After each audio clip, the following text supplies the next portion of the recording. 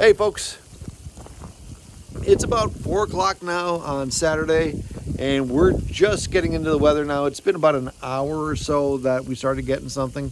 We're getting it's sleet, so you can see the mountains in the background. We just had some wind pick up. I think you can see it's starting to bounce around in the truck a little bit.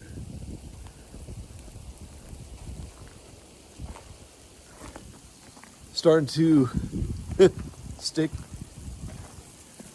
But what I want to do is I'm going to walk you through real quick just to show you guys what we did with the animals today. It's part of what you do when you're homesteading, living this lifestyle. So it's just Saturday, right? Here we go. So the first thing we did is we took the big boys and we put them over here.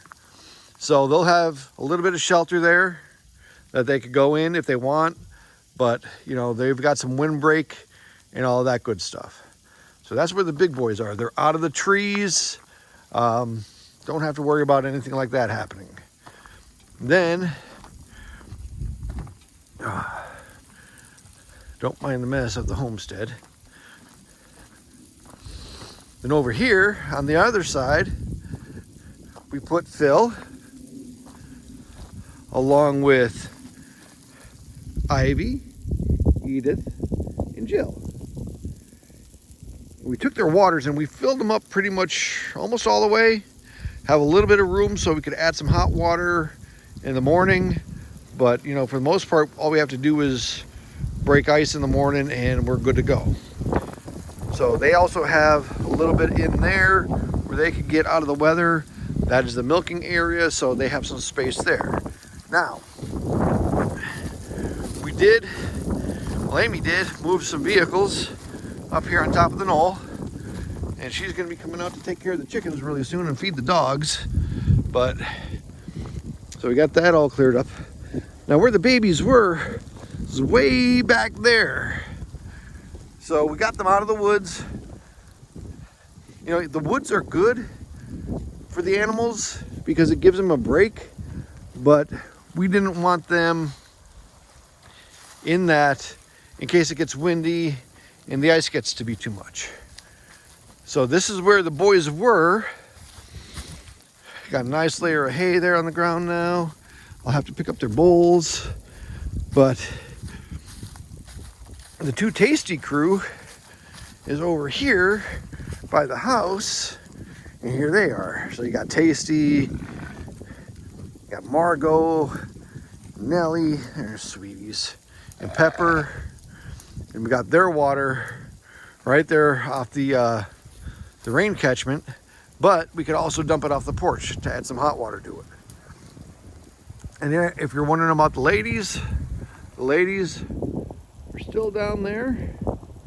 You can't really see them. Well, you might be able to, but they're still down there. Their water is full and they're good to go.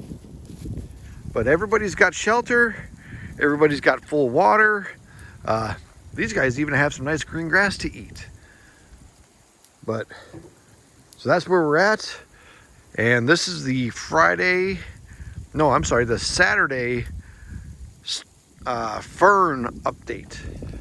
Now, if you're wondering why we did that, it's simple, really. It's logistics.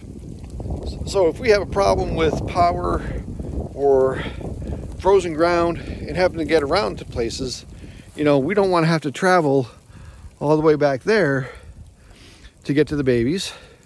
You know, we brought everything in close to the house. You know, some would say it's, you know, area zone 0 because 0 is the house. And we got these guys right here,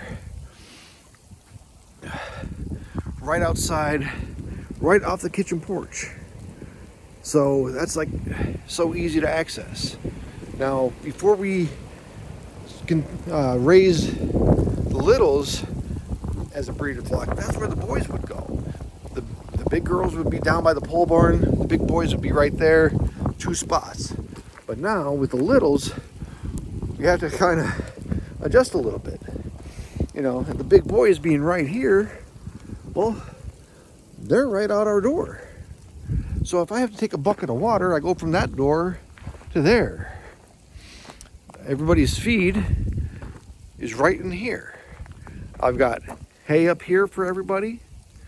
I've got hay down by the girls, the big girls. So that's taken care of. You know, the side-by-side usually does really good in weather, so I'm not really worried about that.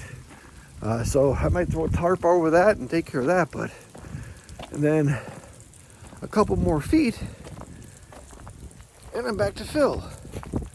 You know, so everything is right here within walking distance. Bring everything in close. It's easier to take care of, less likely to slip and fall because you're not traveling as far. And if I got to carry a water bucket, it's not that bad. So something to think about if you're in this lifestyle and you're trying to figure out what to do with your animals. Well, if you're raising ruminants, as close to the house as you can get them. It's the best thing to do. For us, it makes the most sense. If we had a spot for the big girls up here, we would bring them up here too. But right now, this is where we're at. Y'all stay safe, and we'll probably see you tomorrow. Maybe, if we have power. Who knows? But y'all stay safe. Talk to you soon. Take care.